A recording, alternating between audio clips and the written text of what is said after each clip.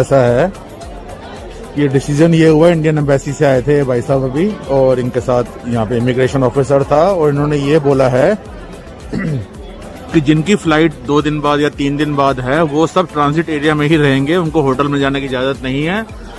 और जिन्होंने होटल में जाना है, जिन्होंने बाहर निकलना है, उनको 7 डे क्वारंटीन करना पड़ेगा, सर्बिया में कंपलसरी है। तो हम लोगों के पास साथ ये सॉल्यूशन निकला है कि जिनकी फ्लाइट कल सुबह की है उनका आरटीपीसीआर टेस्ट आज रात को होगा, फिर वो जाके अपना दोबारा चेक इन कर सकते हैं और कल सुबह फ्लाइट से निकल सकते हैं। जिनकी फ्लाइट परसों है, जैसे मेरी फ्लाइट परसों है, मुझे ये बोला गया है कि परसों तक मुझे यहाँ ट्रांजिट एरिया में ही रहना पड़ेगा, मैं होटल में चेक इन नहीं कर सकता। तो इसलिए प्लीज गाइस देख के आना यहाँ पे सिचुएशन बहुत अजीब सी है। If you are travel at your own risk, और आपका अगर ऑल्टरनेटिव है तो प्लीज चूज अनदर ऑल्टरनेटिव, या फिर 7 दिन रुकने के लिए यहाँ तैयार रहिए, जिसमें फर्स्ट डे और 7th डे 2 दिन आपके लगातार 2 दिन आपके जो हैं आरटीपीसीआर टेस्ट होंगे। और अगर आपको कोई भी पॉजिटिव निकला है तो आपको आगे के 7 या 10 दिन और रुकना पड़ सकता है वो को। हाँ तो फ्रेंड्स, सर्बिया ने भी इंडियंस को 7 डेज क्वारंटाइन मैंडेटरी कर दिया है। अगर आप सर्बिया जाओगे तो सबसे पहले आपको 7 डेज क्वारंटीन रहना पड़ेगा खुद के खर्चे के ऊपर। और भाई अगर आपको transit as a transit use करना है सर्बिया, या फिर बहुत सारे स्टूडेंट्स हैं यार जिनको कनाडा, फिर यूएस या फिर किसी दूसरी कंट्री में जाना है वाया सर्बिया, और उनको transit as a transit use करना है सर्बिया, तो भाई इन सारी चीज़ों को मैं इस वीडियो में बताऊंगा कि क्या क्या चीज़ मैंडेटरी रिक्वायर्ड हैं अभी, क्योंकि चेंजेस करे हैं उन्होंने। और उस केस में अगर कोई ट्रैवल कर रहा है इन फ्यूचर तो उसको क्या सावधानी रखनी पड़ेगी, तो मैं सारी चीज़ आपको इस वीडियो में बताऊंगा। Hello friends, welcome back to the channel. मैं रोबिन दीवान आपका स्वागत करता हूं। तो भाई इंटरनेशनल ट्रैवल के रिगार्डिंग एक से एक बैड न्यूज़ आई जा रही है यार, क्या करें, क्योंकि भाई सिचुएशन ऐसी हो गई है ना अपनी कंट्री को लेके थोड़ा सा, क्योंकि थर्ड वेव की न्यूज़ में आपको पता ही है, बहुत सारी न्यूज़ में अपडेट्स चल रही हैं, बहुत सारी सिक्योरिटी एजेंसीज बोल रही हैं कि थर्ड वेव आने वाली है। सिर्फ और सिर्फ इस थर्ड वेव के कारण ये सारे चेंजेस हो रहे हैं भाई। सर्बिया जो कि यूरोपियन कंट्री है, यूरोपियन यूनियन में नहीं है बट यूरोपियन कंट्री है, वहाँ पे इंडियंस को वीज़ा ऑन अराइवल मिल जाता था इजीली, और वहाँ पे जाके आप ट्रैवल कर सकते। Even I was also planning that but could not go because of so money things changed in the international travel. Because इससे पहले क्या था कि अगर आपको जैसे दुबई से अगर आपको फ्लाई करना है सर्बिया के अंदर तो पहले आप जा सकते थे, बट पिछले 3-4 महीनों में ये चेंजेस हुए हैं। सेकेंड वेव जब आई थी इंडिया में तो दुबई ने भी इंडियंस को बैन कर दिया था, मतलब टेम्परेरी बैन कर दिया था कि आप वहाँ पे ट्रांजिट भी नहीं कर सकते। अब सिचुएशन अभी ऐसी है कि आप ट्रांजिट भी दुबई से नहीं कर सकते। तो I was also planning that but could not go because of this mess. इसीलिए अगर सर्बिया की मैं आपको अपडेट बता रहा हूँ, अभी सर्बिया ने क्या करा है फ्रेंड्स, सर्बिया ने इंडियंस को स्पेसिफिकली बोला है कि अगर इंडियंस कोई आ रहा है सर्बिया के अंदर तो उनको 7 डेज़ क्वारंटाइन मैंडेटरी है, उनको करना पड़ेगा। इसके साथ साथ उनको क्या चाहिए फ्रेंड्स, आपको एक तो नेगेटिव आरटीपीसीआर पहले 72 घंटे की उन्होंने बोला था, बट अभी 11 जुलाई से उन्होंने क्या कर दिया है, सिर्फ और सिर्फ 48 घंटे पहले आपको वो दिखानी पड़ेगी। अब आपको इसको कैसे करोगे, क्योंकि कई सारी फ़्लाइट्स में जैसे 24 मोर देन 24 आवर होता है, मतलब 35 आवर भी होते हैं। जैसे अगर इंडिया से आप चले हो और सर्बिया पहुंचने में 35 40 घंटे भी आपको लग जाते हैं। तो उन्होंने मैक्सिमम 48 आवर्स का बोला कि 48 आवर से ज़्यादा पुरानी कोविड आरटीपीसीआर रिपोर्ट नहीं होनी चाहिए, तो वो मैंडेटरी है। अगर आप कोविड से रिकवर हो चुके हो तो वो भी आपका चल जाएगा, और अगर आपको दोनों डोज लगी हैं वैक्सीनेशन की तो वो भी आपकी अप्रूवल में आ जाएंगे। मतलब ये तीनों चीज़ें, 48 आवर्स की आरटीपीसीआर टेस्ट, और अगर आप कोविड से रिकवर हो चुके हो उसका सर्टिफिकेट, और अगर वो वैक्सीन की डोज लगी हैं तो वो भी अप्रूव्ड है।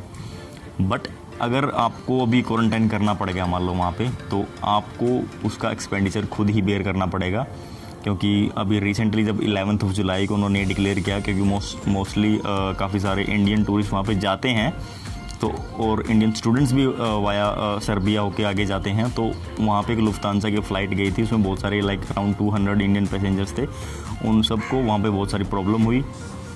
बट इंडियन एम्बेसी मेंबर्स वहाँ पे खुद आए एयरपोर्ट पे, उन्होंने जाके उनको हेल्प किया। तो भाई ये सिचुएशन हुई है, क्योंकि ये एक बड़ी इन्फॉर्मेशन है ट्रैवल के रिगार्डिंग। अगर आप भी प्लान कर रहे हो तो आप ये इसमें ज़रूर इंक्लूड करें। अगर आपको सर्बिया वाया सर्बिया जाओगे तो 7 डेज़ क्वारंटाइन मैंडेटरी है आपको, या फिर कोई आइसोलेट होटल या फिर कोई एयरबीएनबी विला टाइप आपको लेना पड़ेगा, वहाँ पे आपको स्टे करना पड़ेगा 7 डेज़। अब जब आप एयरपोर्ट पे जाओगे वहाँ पे भी आपके RT-PCR टेस्ट होगा, और जब आप क्वारंटीन पूरा करके वापस एयरपोर्ट पे आओगे तब भी आपको RT-PCR टेस्ट करवाना पड़ेगा। और जब भी ये दोनों टेस्ट आप करवाओगे तो इसका एक्सपेंडिचर भी आपको खुद ही पे करना पड़ेगा। तो ये बहुत सारे चेंजेस कर दिए हैं भाई। यार इंटरनेशनल ट्रैवल भी अब इतना ईजी नहीं रह गया, क्योंकि यार इस कोविड ने इतनी सारी सिचुएशंस चेंज कर दी हैं कि अगर कोई प्लान भी कर रहा तो वो शायद ना कर पाए। Even I was planning myself to go to Serbia, but just because of this situation I could not do this, you know. तो भाई इन्फॉर्मेशन आपको यही देनी थी। अगर आप प्लान कर रहे हो सर्बिया के लिए तो ये सारी चीज़ें आप पहले से ही अपने प्लान में ऐड करके चले। 7 डेज़ क्वारंटाइन मैंडेटरी है, सारा एक्सपेंडिचर आपको खुद ही बेयर करना पड़ेगा, आपको अपने पैसे वहाँ पे लगाने पड़ेंगे, और सारी आपको ये जो ट्रिप है 7 डेज़ क्वारंटाइन की आपको खुद ही प्लान करनी पड़ेगी। तो उसके हिसाब से आप अपना बजट प्लान करें भाई। थर्ड वेव कंफर्म हो जाती है कि इंडिया में आ गई है तो भाई और भी ये चेंजेस देखने को आपको मिलेंगे। अभी मैं बोल रहा हूँ इस वीडियो में, इन फ्यूचर आप देख लेना, अगर थर्ड वेव इंडिया में आती है तो भाई सिर्फ और सिर्फ सर्बिया ही नहीं, और भी बहुत सारी कंट्रीज़ इंडिया पे बैन इम्पोज करेंगी, और which is really not good for international travel. अगर जिसको भी अभी जाना है, क्योंकि नेक्स्ट मंथ क्या होता है, क्योंकि अगस्त में अगर किसी की फ़्लाइट है वाया सर्बिया, अगर मान लो आपको ट्रांजिट करना है, मान लो कि 24 आवर्स आपको वहाँ पे ट्रांजिट करना है, तो नेगेटिव RT-PCR ज़रूर चाहिए। उसके बाद आप वो एयरपोर्ट पे ही वेट कर सकते हो, then you can get back for your flight. तो ये आप कर सकते हो, क्योंकि यार बहुत सारे स्टूडेंट्स जैसे यो US जा रहा है, कोई कनाडा जा रहा है, क्योंकि मोस्टली जो सर्बिया है, जैसे अभी मिडल ईस्ट में दुबई है, तो वही एज ए ट्रांजिट को हम यूज़ करते हैं दुबई को, क्योंकि आप इंडिया से ट्रैवल करो दुबई में आप कहीं से भी जा सकते हो। सेम ऐसा ही है जैसे अगर यूरोपियन कंट्री है सर्बिया, यहाँ से आप सर्बिया जाओ, सर्बिया में आप कहीं पे भी जा सकते हो। तो ये सारी चेंजेस हुए हैं भाई। अगर एक चीज़ और आपको बताना चाहूँगा, अगर आपकी फ़्लाइट वाया दुबई है तो भाई उसमें भी आपको प्रॉब्लम हो सकती है, क्योंकि दुबई एज ए ट्रांजिट अब आप यूज़ नहीं कर सकते। तो भाई ये थोड़ा सा आप ध्यान रखना, क्योंकि अगर आप सर्बिया जा रहे हो वाया दुबई या फिर वाया अबू धाबी या फिर वाया किसी अदर सिटी ऑफ UAE, तो वहाँ से भाई आपको ट्रांजिट करने में बहुत बड़ी प्रॉब्लम हो सकती है।